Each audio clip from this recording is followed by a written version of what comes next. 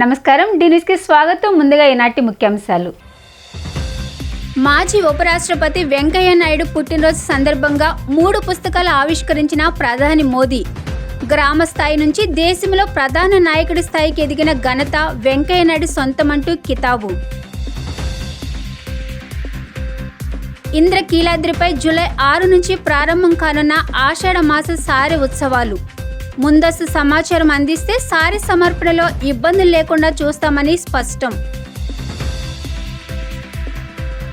నగరంలో సందడి చేసిన కల్కి సినిమాలోని బుజ్జి వాహనం. సెల్ఫీలు దిగేందుకు ఎగబడిన నగర ప్రజలు. గ్రామ స్థాయి నుంచి ఉపరాష్ట్రపతిగా ఎదిగిన గొప్ప వ్యక్తి వెంకయ్య నాయుడని, ఆయన జీవిత ప్రస్థానం స్ఫూర్తిదాయకమని ప్రధాని నరేంద్ర మోదీ కొనియాడారు.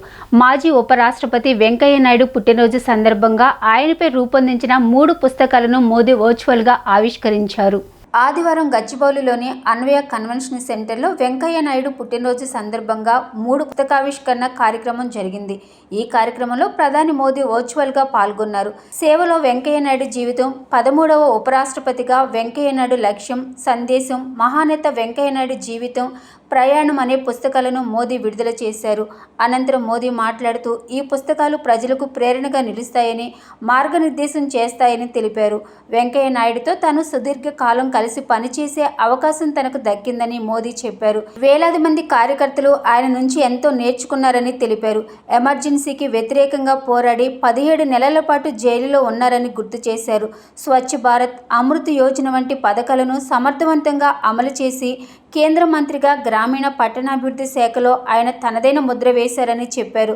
ఆర్టికల్ 370 రద్దు బిల్లు తొలుత రాజ్యసభకే వెళ్ళిందని, అప్పుడు చైర్మన్గా ఉన్న వెంకయ్య నాయుడు సభను సజావుగా నడిపించి బిల్లు ఆమోదం పొందడానికి కీలకంగా వ్యవహరించారని గుర్తు చేశారు. ఆయన వాగ్దాటి ముందు ఎవరూ నిలవలేరని చెప్పారు. ఆయన దీర్ఘకాలం ఆయన ఆరోగ్యంగా ఉండి మార్గనిర్దేశం చేయాలని ప్రధాని మోదీ ఆకాంక్షించారు. కేంద్ర ప్రభుత్వం మాతృభాషలను ప్రోత్సహించడం గొప్ప విషయమని వెంకయ్య నాయుడు చెప్పారు. తను ఆంగ్ల భాషకు వ్యతిరేకం కాదని, అయితే మాతృభాష, సోదర భాష తర్వాతే ఇతర భాషలకు ప్రాధాన్యం ఇవ్వాలని కోరారు. పుస్తక ఆవిష్కరణ సభలో ఆయన మాట్లాడుతూ రీఫార్మ్, పర్ఫార్మ్, ట్రాన్స్ఫార్మ్ నినాదంతో ప్రధాని మోదీ ముందుకెళ్తున్నారని తెలిపారు. చట్టసభలకు ఎన్నికైన నేతలు హుందాగా వ్యవహరించాలని, పార్టీ మారడం తప్పు కాదు, కానీ పార్టీ ద్వారా పొందిన పదవులను త్యజించాకే మరో పార్టీలోకి వెళ్లాలని సూచించారు. రాజకీయాల్లో జవాబుదారీతనం తీసుకురావడానికి ప్రయత్నించాలని కోరారు. కులం, డబ్బు కాకుండా గుణం చూసి నాయకులకు ఓటు వేయాలని వెంకయ్య నాయుడు ప్రజలకు పిలుపునిచ్చారు. कार्यक्रम में उपस्थित और आज के कार्यक्रम के केंद्र बिंदु हमारे वरिष्ठ साथी श्रीमान वेंकैया नायडू गारू, उनके परिवारजन, विभिन्न राज्यों के गवर्नर्स, अलग अलग राज्यों के मंत्री, अन्य सभी वरिष्ठ महानुभाव, देवी और सज्जनों, कल टुमारो 1 जुलाई को वेंकैया नायडू जी का जन्मदिन है. उनकी जीवन यात्रा को 75 वर्ष हो रहे हैं. ये 75 वर्ष असाधारण उपलब्धियों के रहे हैं.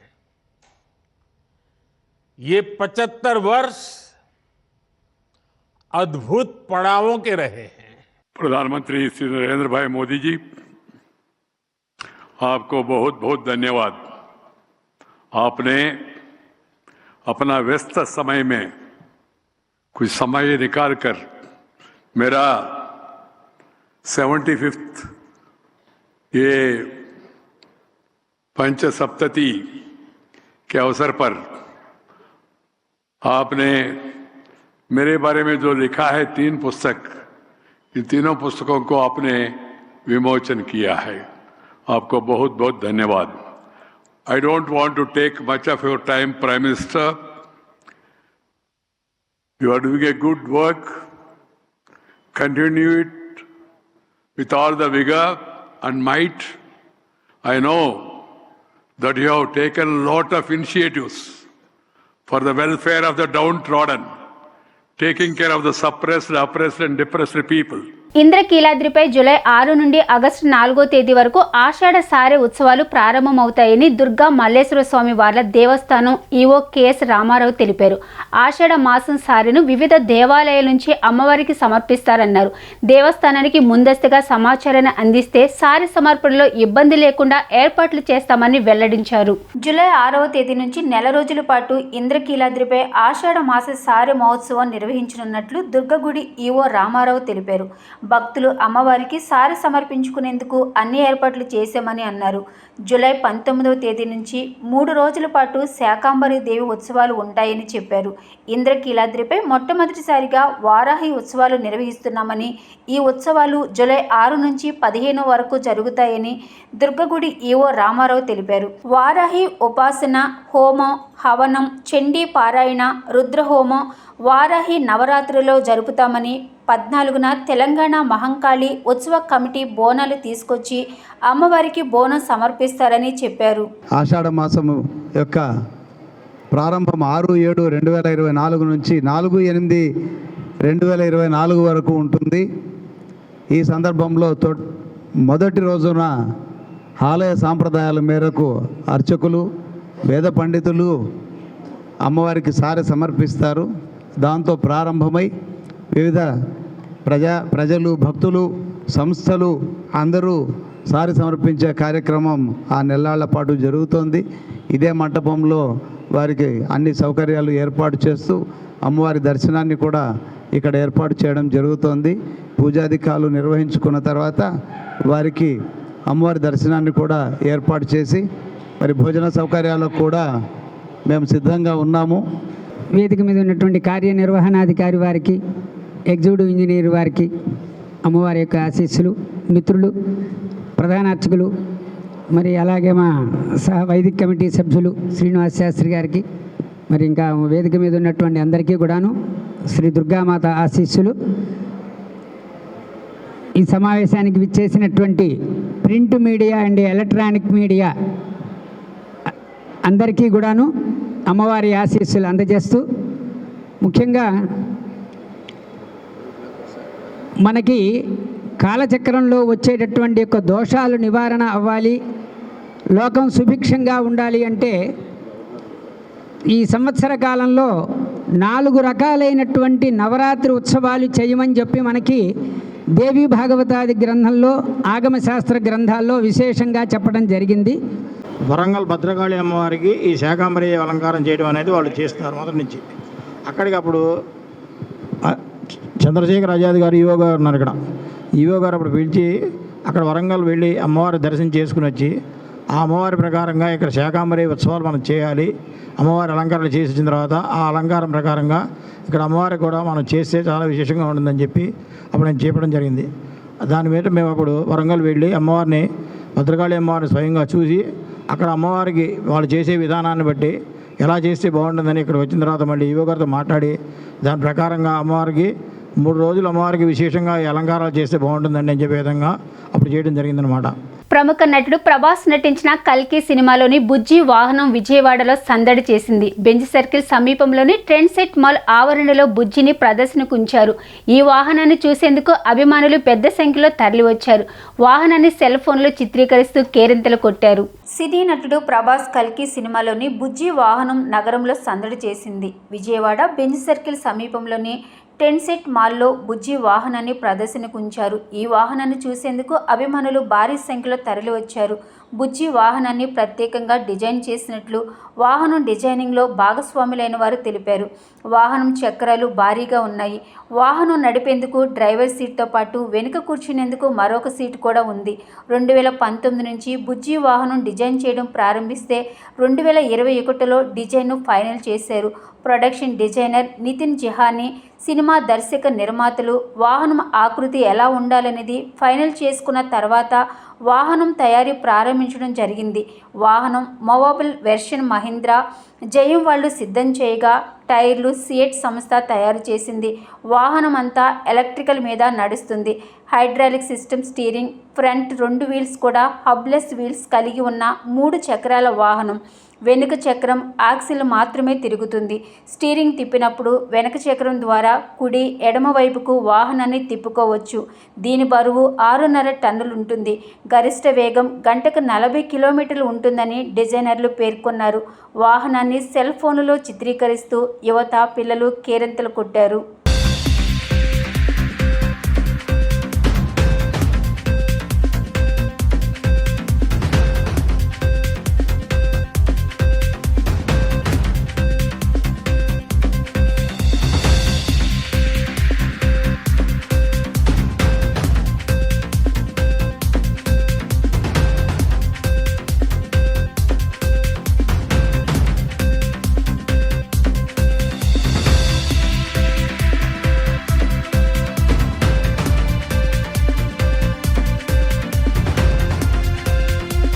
విశాఖపట్నంలో బీజేపీ ఎమ్మెల్యే పి విష్ణుకుమార్ రాజును విజయవాడ ఎంపీ కేశినేని శివనాథ్ మర్యాదపూర్వకంగా కలిశారు. ఎమ్మెల్యే పి విష్ణుకుమార్ రాజును శాలువాతో సత్కరించారు. వైజాగ్ స్టీల్ ఫ్యాక్టరీ సమస్యలతో పాటు పలు రాజకీయ అంశాలపై ఇరువురు చర్చించారు.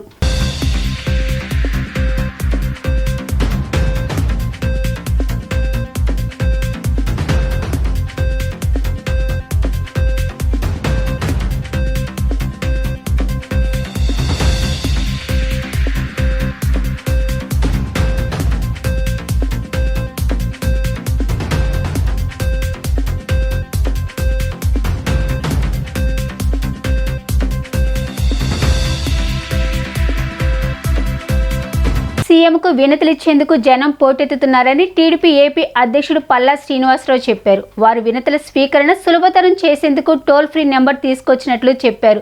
ప్రజలు వారి సమస్యలను 73062999 నెంబర్కు ఫోన్ చేసి తెలియజేస్తే తమ సమస్యల ప్రాధాన్యతను బట్టి సీఎంను కలిసే అవకాశం కల్పిస్తామని తెలిపారు. ప్రజల నుంచి వినతుల స్వీకరణకు కొత్తగా టోల్ ఫ్రీ నెంబర్ ఏర్పాటు చేసినట్లు టీడీపీ ఏపీ అధ్యక్షుడు పల్లా శ్రీనివాసరావు తెలిపారు. పార్టీ కార్యాలయంలో ఆయన మీడియాతో మాట్లాడుతూ సీఎంకు వినతులు ఇచ్చేందుకు జనం పోటెత్తుతున్నారని చెప్పారు. వారి వినతుల స్వీకరణ సులభతరం చేసేందుకు టోల్ ఫ్రీ నెంబర్ తీసుకొచ్చినట్లు చెప్పారు. ప్రజలు వారి సమస్యలను 73062999 నెంబర్కు ఫోన్ చేసి తెలియజేస్తే వారి సమస్యల ప్రాధాన్యతను బట్టి సీఎంను కలిసే అవకాశం కల్పిస్తామని తెలిపారు. ప్రజలు ఈ సదుపాయాన్ని సద్వినియోగం చేసుకోవాలని సూచించారు. జగన్ పెన్షన్దారుల్ని మభ్యపెట్టారని పల్లా విమర్శించారు. జగన్ 5 ఏళ్లలో 1000 రూపాయలు పెంచి హడావుడి చేశారని, చంద్రబాబు ఒకేసారి 1000 రూపాయలు పెంచి లబ్ధిదారులకు మేలు చేశారని చెప్పారు. పెంచిన పెన్షన్ సోమవారం పంపిణీ చేస్తామని, అమరావతిని త్వరితగతిన పూర్తి చేస్తామని, విశాఖను ఆర్థిక రాజధానిగా మార్చుతామని స్పష్టం చేశారు. అందరికీ నమస్కారం. ముఖ్యంగా ప్రెస్ సోదరులకి నమస్కారాలు తెలియజేసుకుంటూ, మరి తెలుగుదేశం పార్టీ రాష్ట్ర అధ్యక్షులుగా నన్ను నియమించినందుకు మా తెలుగుదేశం పార్టీ జాతీయ అధ్యక్షులు ముఖ్యమంత్రి అయినటువంటి చంద్రబాబు నాయుడు గారికి మనస్ఫూర్తిగా నేను ధన్యవాదాలు తెలియజేస్తూ, అలాగే మా యువ నాయకులు తెలుగుదేశం పార్టీ జాతీయ ప్రధాన కార్యదర్శి అలాగే హెచ్ఆర్డీ మినిస్టర్ అయినటువంటి లోకేష్ బాబు గారు కూడా కృతజ్ఞతలు తెలియజేసుకుంటూ, అలాగే ఈరోజు ఈ పదవి నాకు వచ్చింది అంటే నాకు నిజంగా అంటే కీర్తిశేషులు నందమూరి తారక రామారావు గారు పెట్టినటువంటి పార్టీకి నాకు రాష్ట్ర అధ్యక్షులుగా రావడం అంటే నాకు నా పూర్వజన్మ సుకృతంగా నేను భావిస్తున్నా అని చెప్పి ఈ సందర్భంగా తెలియజేస్తున్నా. అలాగే ఆ రోజు మా యువ నాయకులు లోకేష్ బాబు గారు వచ్చి వారు ఆ ప్రమాణ స్వీకారం రోజు వారి దగ్గర ఉన్నారు. వారికి మరీ ప్రత్యేకంగా నేను ధన్యవాదాలు తెలియజేసుకుంటున్నా. ఆర్యవైశ్యుల సంక్షేమం అభివృద్ధికి ఆర్యవైశ్యులో ఉన్న పేదవారికి తోడ్పాటును అందించేందుకు ఆర్యవైశ్య మహాసభ కృషి చేస్తుందని మాజీ ఎంపీ టీజీ వెంకటేష్ అన్నారు. చంద్రబాబు ప్రభుత్వంలో ఆర్యవైశ్యుల కోసం ప్రత్యేకంగా ఆర్థిక సమస్యను ఏర్పాటు చేయడం జరిగిందని, వైసీపీ ప్రభుత్వంలో దాన్ని మూలన పడేయడం జరిగిందన్నారు. చంద్రబాబు మళ్లీ ముఖ్యమంత్రి కావడం, కూటమి ప్రభుత్వం రావడంతో ఆర్యవైశ్య మహాసభకు పేద ఆర్యవైశ్యులకు శుభం కలుగుతుందని, వారి కోసం ప్రత్యేక నిధులు కేటాయించి వారి అభివృద్ధికి తోడ్పడుతుందని ఆశాభావం వ్యక్తం చేశారు. ఆంధ్రప్రదేశ్ ఆర్యవైశ్య మహాసభ మహిళా విభాగ్ నూతన కార్యవర్గ సభ్యుల ప్రమాణ స్వీకారోత్సవం విజయవాడలోని వెన్యూ కన్వెన్షన్ హాల్లో నిన్న జరిగింది. ఈ కార్యక్రమానికి మాజీ ఎంపీ టీజీ వెంకటేష్, ఆర్యవైశ్య మహాసభ గౌరవ అధ్యక్షులు పెనుగొండ సుబ్బారాయుడు, అధ్యక్షులు చిన్ని రామ సత్యనారాయణ, కోఆర్డినేటర్ దర్శివాసు తదితరులు పాల్గొన్నారు. ఆంధ్రప్రదేశ్ ఆర్యవైశ్య మహాసభ మహిళా విభాగ్ అధ్యక్షురాలిగా కొప్పురావు రజనిని ఎన్నుకున్నారు. నూతన కార్యవర్గ సభ్యులతో ప్రమాణ స్వీకారం చేయించారు. అనంతరం ఎంపీ టీజీ వెంకటేష్ మాట్లాడుతూ, గత ప్రభుత్వంలో రాజకీయ ప్రమేయంతో 4 సంవత్సరాలు మహాసభకు ఎన్నికలు నిర్వహించలేదని అన్నారు. టీడీపీ ప్రభుత్వంలోనే ఎన్నికలు నిర్వహించి మహాసభకు వైభవం తీసుకురావడం జరిగిందన్నారు. ఆర్యవైశ్య కళ్యాణ మండపాలు, ఆర్యవైశ్య ఆలయాలు వారితోనే ఉండేలా జీవో కూడా ఇప్పించడం జరిగిందన్నారు. చంద్రబాబు ఉన్నప్పుడు ప్రత్యేకంగా ఆర్థిక సంస్థ ఏర్పాటు చేయడం జరిగిందన్నారు. ఈ కార్యక్రమం గత 4 సంవత్సరాలుగా మూలన పడిందన్నారు.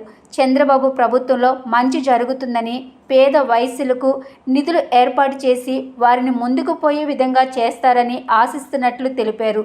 ఆర్యవైశ్య మహాసభ గౌరవ అధ్యక్షులు పెనుగొండ సుబ్బారాయుడు, అధ్యక్షులు చిన్ని రామ సత్యనారాయణ, కోఆర్డినేటర్ దర్శివాసు మాట్లాడుతూ, నూతన కార్యవర్గ ప్రమాణ స్వీకార కార్యక్రమానికి 1500 మంది మహిళలు వచ్చారని, కొప్పురావు రజనిని మహిళా విభాగానికి అధ్యక్షురాలుగా ఎన్నుకోవడం జరిగిందన్నారు. సమాజానికి ఆర్యవైశ్యులకు ఎంతో సేవ చేయాలని చెప్పి ఈ కార్యక్రమాన్ని చేస్తున్నామన్నారు. మహిళలు పేద ఆర్యవైశ్యులకు సేవ చేయాలనేది తమ కోరిక అన్నారు. కొప్పురావు రజని మాట్లాడుతూ, సమాజంలో ఆర్యవైశ్య మహిళలకు ఎక్కడ అన్యాయం జరిగినా, వారికి ఇబ్బంది కలిగినా వెన్నంటే ఉంటామని చెప్పారు. వారికి కావలసిన పూర్తి సహాయ సహకారాలను అందిస్తామన్నారు. పేద ఆర్యవైశ్యులకు అండగా ఉండి వారి అభివృద్ధికి కృషి చేస్తామన్నారు. స్థాపించి 110 సంవత్సరాలైనది.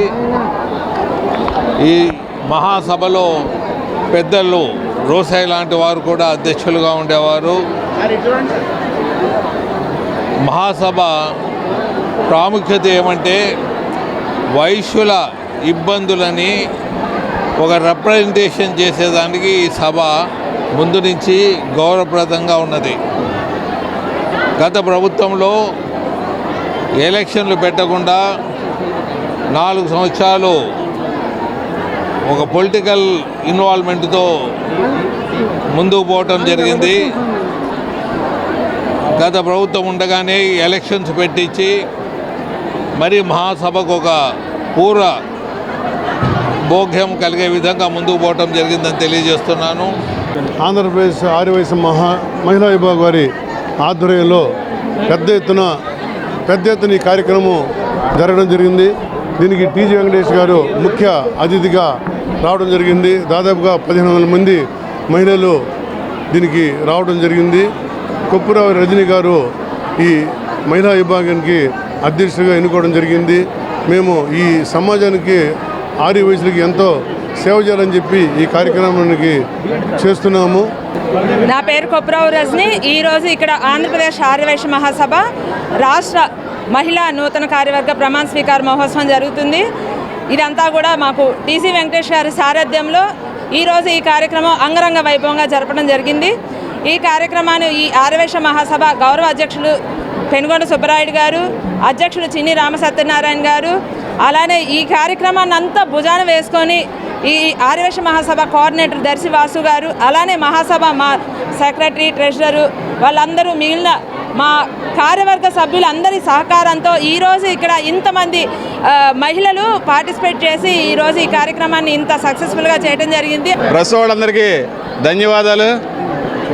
మా అధ్యక్షురాలు అనేక సేవా కార్యక్రమాలు జరిగిన తలంపుతో నూతన అధ్యక్షురాలుగా ప్రమాణ స్వీకారం సందర్భంగా వివిధ జిల్లాల నుంచి తరలి వచ్చిన, అలాగే విజయవాడలోని మీ press media, electronic media, print media వాళ్ళు మరీ ధన్యవాదాలు.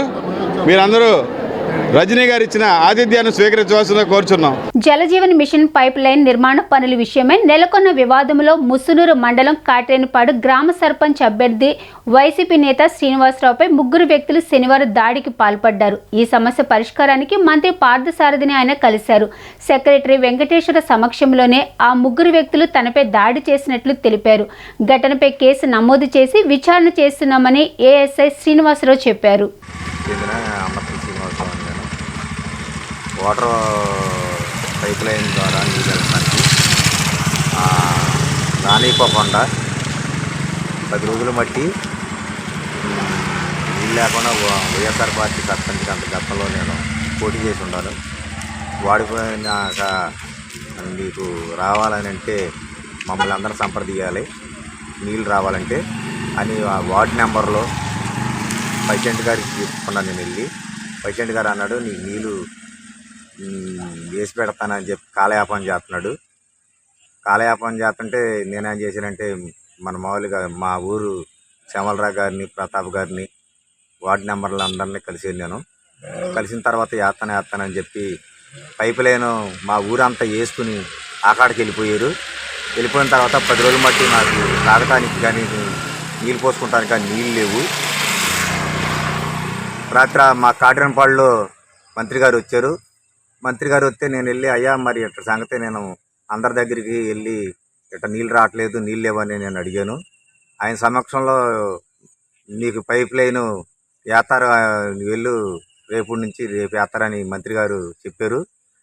ఆ మాట నేను మంత్రి గారికి చెప్పినందుకు టీడీపీ వాళ్ళ కార్యకర్తలను వాళ్ళు స్థానిక లీడర్లో కలిపి నీకు నీళ్ళు రావని ఒక అమ్మాయిని పురమాయించి వాళ్ళ ద్వారా నన్ను దాడి చేపించి రాళ్లతో కొట్టించి పైప్ లైన్ మంచి లేకుండా ఇబ్బందులు పడుతున్నాను. కొట్టినప్పుడు ఎవరు ఉన్నారు అక్కడ? నేను కొట్టినప్పుడు ముసునూరు మండలం సెక్రటరీ గారు తరఫున వాళ్ళ గుమ్మస్తా వాళ్ళు వచ్చి నన్ను వచ్చి ఇంటికి వచ్చి నీకు ప్రాబ్లం ఏంటని అడిగితేనే నేను వెళ్ళి చీపెత్తాకి వెళ్తేనే వాళ్ళు నన్ను రాళ్ళు దాడి చేసి కొట్టారు. అప్పటి నుంచి ఇప్పుడు కూడా నీళ్ళు లేవు, తాగటానికి నీళ్ళు లేవు, తానికి నీళ్ళు లేవు. 10 రోజులైంది. వాస్తవ సంఘటనలను ఆధారంగా చేసుకుని రచనలు చేయవలసిన అవసరం ఉందని వక్తలు అభిప్రాయాలు వ్యక్తం చేశారు. వాస్తవాలను ప్రజల దగ్గరకు తీసుకువెళ్లే విధంగా కథలు, కవితలు, గేయాలు ఉండాలని వారు సూచించారు. ప్రస్తుత పరిస్థితుల్లో మరిన్ని రచనలు చేయవలసిన అవసరం ఉందన్నారు. పుస్తక పఠనం చేయడం వలన అనేక లాభాలు ఉన్నాయన్నారు. బాలోత్సవ భవన్లో జాషువా సాహిత్య పురస్కారాల సభ జరిగింది. ఈ కార్యక్రమంలో పాల్గొన్న వక్తలు ప్రసంగించారు.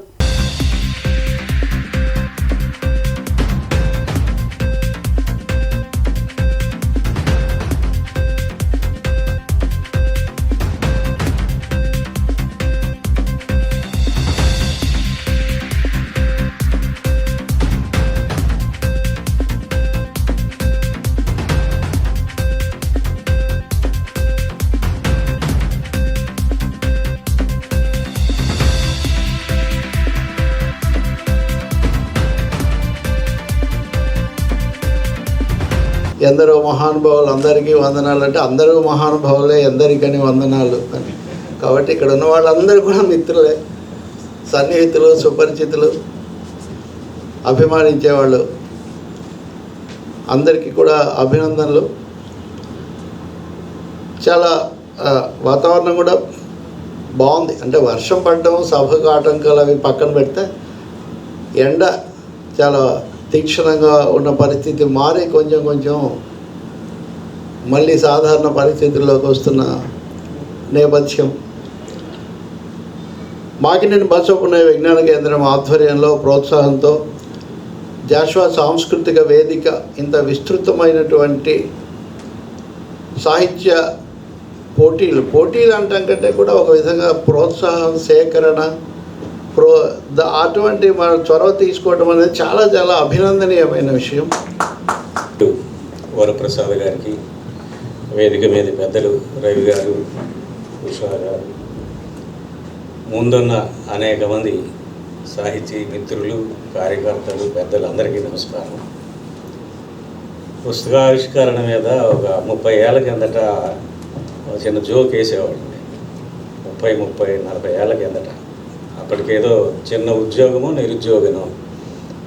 రవి గారు లాంటి వాళ్ళు పెద్ద రచయితలు ఎవరైనా పుస్తకం వేస్తే దగ్గరికి వెళ్ళి సార్ నేను ఆవిష్కరించేదా అని అడిగేవాడిని.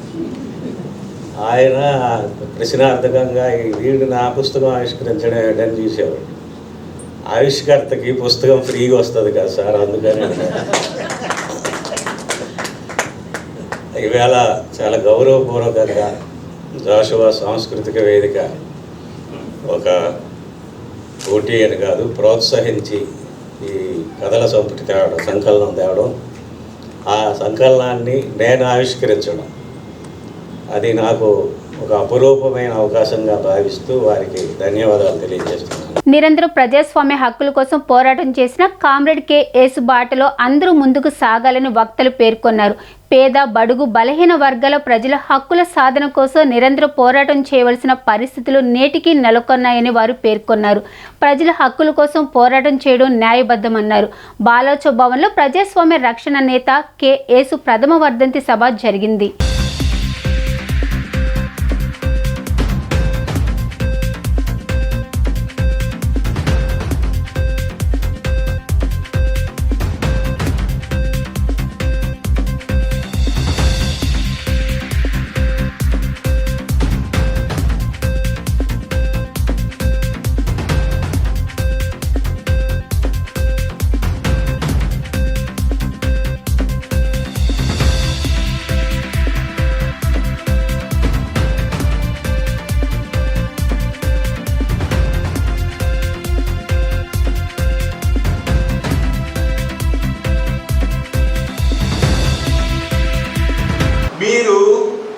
మీరు ఇటు పక్కన కూర్చొని సైగ చేసిన, ఇటు ఎవరికన్నా డబ్బులు ఇచ్చినా 10 రూపాయలు ఇచ్చినా మీరు ట్రీజన్ కింద అవుతారు. ట్రీజన్ ఎంత ఇదైందంటే, ఎంత ట్రివియల్ లెవెల్లో ఉన్నా, ఏ విధంగా అయినా సంబంధం ఉన్నా, సంబంధం లేకపోయినా ఇండైరెక్ట్గా సంబంధం ఉన్నా మీకు ఇండైరెక్ట్గా సంబంధం ఉందని చెప్పి ట్రీజన్లో మిమ్మల్ని బుక్ చేయడానికి అవకాశం ఉంది. అసలు ఇవన్నీ ఎందుకు జరుగుతున్నాయి, ఎలా జరుగుతున్నాయి, అసలు మొట్టమొదటి నుంచి మనకి ఈ స్పిరిట్ ఉందా, యాంటీ డిటెన్షన్కి సంబంధించిన ఇది ఉందా, ప్రజల్ని జైల్లో మగ్గనివ్వకుండా ఉండే ఆలోచన అసలు పరిపాలించే వాడికి ఎవరికన్నా ఉందా మొట్టమొదటి నుంచి ఆలోచిస్తే నాకేమనిపిస్తుందంటే, ఇది కొంచెం కాన్సన్ట్రేటెడ్ ఫామ్లో తీసుకొచ్చారు బీజేపీ వాడు. అంతకుముందు ఏముందిరా బాబు, అంతకంత గొప్పగా ఉందా దీనికంటే ముందంటే, ఒక చిన్న ఎగ్జాంపుల్ చెప్తావేనండి. మనకి స్వతంత్ర సమర యుద్ధం జరిగింది, పోరాడాం యేసు గారు పోరాడినట్టు అందరూ పోరాడి స్వతంత్రాన్ని సంపాదించారు. పోరాడినప్పుడల్లా ఏం చెప్పారు, బ్రిటిష్ డేంజరస్, వాళ్ళు డిటెన్షన్ లాస్ వల్ల మనము కాలాపానీలో ఉన్నాము, సెల్యులార్ జైల్లో ఉన్నాము, అండమాన్లో ఉన్నాము, వాళ్ళు చేసిన టార్చర్ అంతా ఇంత కాదు అని చెప్పి Do you know the first legislation that was passed on the floor of the Indian Parliament is detention laws? దేని నుంచి అయితే నువ్వు విముక్తి కోరుకుంటున్నావో, ఏదైతే వద్దని పోరాడావో, బ్రిటిష్ వాళ్ళకి ఎదురొడ్డి ప్రాణాలు పోగొట్టుకుని ఎంతోమంది ప్రాణత్యాగాలు చేశారో, అదే చట్టాన్ని మొట్టమొదటి చట్టంగా మనం అంగీకరించడం జరిగింది పార్లమెంట్. దేశ ప్రజల తరపున టీమిండియాను ప్రధాని మోదీ అభినందించారు. T20 వరల్డ్ కప్లో విన్నర్గా టీమిండియా గెలవడంతో ఇది చారిత్రాత్మక విజయమని ప్రధాని మోదీ అభివర్ణించారు.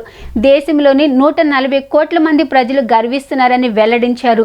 టీమిండియా ఇదే పరంపర కొనసాగించాలని ఆకాంక్షించారు. టీమిండియా T20 వరల్డ్ కప్ను సాధించడం పట్ల ప్రధాని నరేంద్ర మోదీ స్పందించారు. ఈ ఫైనల్ మ్యాచ్లో టీమిండియా విజేతగా నిలిచిన తీరు చారిత్రాత్మకని అభివర్ణించారు.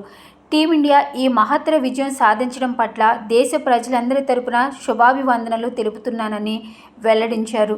ఫైనల్లో మీ అద్భుత ప్రదర్శన పట్ల దేశంలోని 140 కోట్ల మంది ప్రజలు గర్విస్తున్నారని పేర్కొన్నారు. మైదానంలో మీరు వరల్డ్ కప్ గెలిచారు. దేశంలో ప్రతి గ్రామంలో, ప్రతి గల్లీలోనూ ప్రజల హృదయాలను గెలిచారని ప్రధాని మోదీ వివరించారు. ఈ వరల్డ్ కప్లో టీమిండియా ప్రస్థానానికి ఒక ప్రత్యేకత ఉందని, టోర్నీలో ఒక్క మ్యాచ్ కూడా ఓడిపోకుండా విజేతగా నిలిచిందని, ఇది అమోఘమైన ప్రదర్శనని కొనియాడారు. టీమిండియా ఇదే పరంపరను కొనసాగించాలని కోరుకుంటున్నట్లు తెలిపారు. ఈ మేరకు వీడియో సందేశం విడుదల చేశారు ప్రధాని మోదీ. इस भव्य विजय के लिए सभी देशवासियों की तरफ से बहुत बहुत बधाई। आज 140 करोड़ देशवासी आपके इस शानदार प्रदर्शन के लिए गर्व अनुभव कर रहे हैं। खेल के मैदान में आपने वर्ल्ड कप जीता, लेकिन हिंदुस्तान के हर गांव, गली, मोहल्ले में आपने कोटि कोटि देशवासियों का दिल जीत लिया। और ये टूर्नामेंट एक विशेष कारण से भी याद रखी जाएगी।